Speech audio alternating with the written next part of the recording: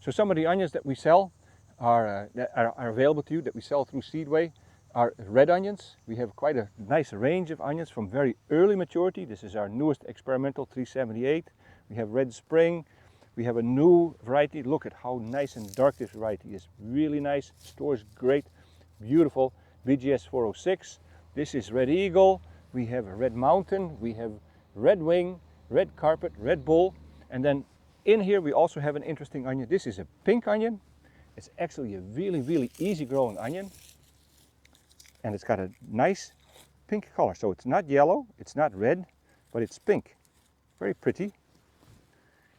Very easy to grow. Stores really well. And it actually has a really nice flavor. But you can see even the inside is nice and pink.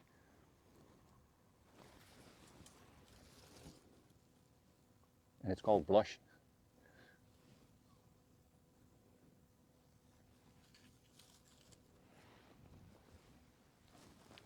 Then we have some other types. These are sweet Spanish onions. This is our variety Expression. It's a really nice Spanish looking onion.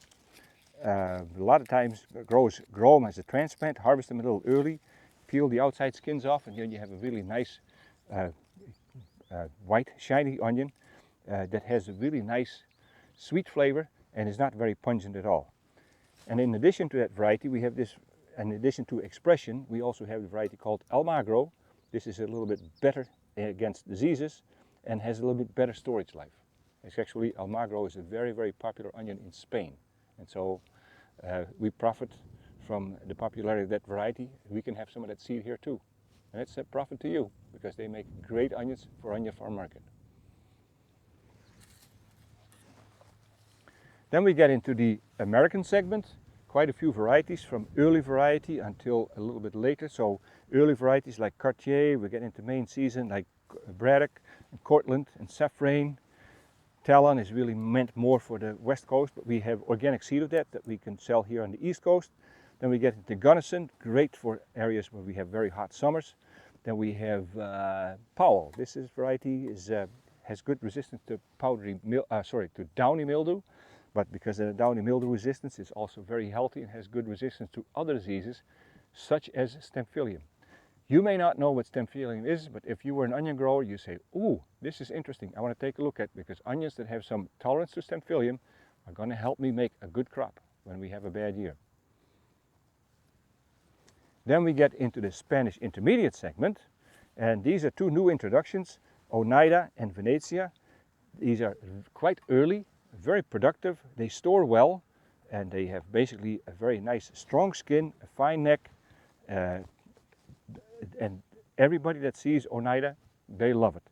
Venia makes a little bit more size than Onida, but Onida is also from transplants, very nice onion.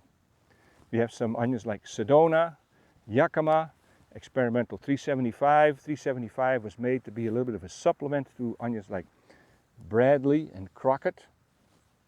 So that helps a little bit with seed supply when Bradley is a little short. 375 will probably work just fine for you. We have another onion that was made for the west coast, but it actually works decent, or actually it works very well on the east coast. It makes beautiful, nice, large transplanted onions from direct seed, onions that store very well. And then the last one in that segment, the latest to mature, is Hamilton. Hamilton also makes a very hard onion, very strong skin. All the onions that you harvest out of the field are going to end up in the bag because the grade out on Hamilton is pretty much close to zero. Very clean. Let's take a look at Yakama. A little closer look at Yakama. This onion was made for Idaho, and it was made for the ring industry. So if you eat onion rings, and who doesn't? They love, onion rings are great because you take an onion, you fry them up, and they don't taste much like an onion anymore.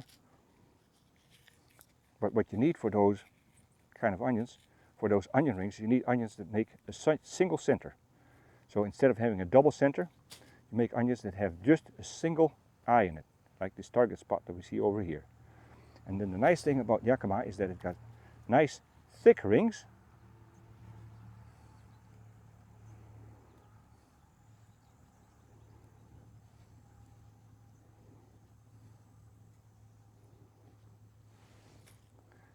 They're nice and flexible, so when you go through the industrial process with these things, they don't crack, they don't break. You coat them with a little bit of batter, you fry them. Before you know them, you have them on your plate with a couple of burgers. Delicious. Also, if you're looking at sweet Spanish onions, this might be an interesting onion because they eat very well. Nice, thick rings, juicy and crunchy. A nice onion flavor, not a lot of bite. You can sell these as a sweet Spanish. But look at these rings, beautiful, very nice. Yakama.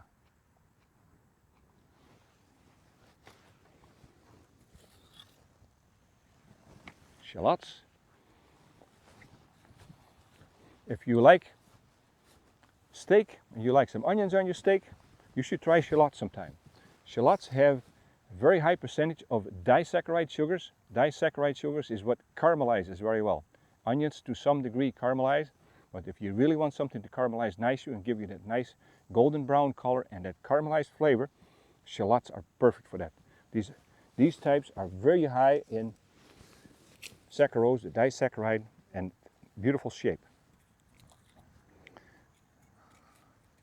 I'll peel one up for you.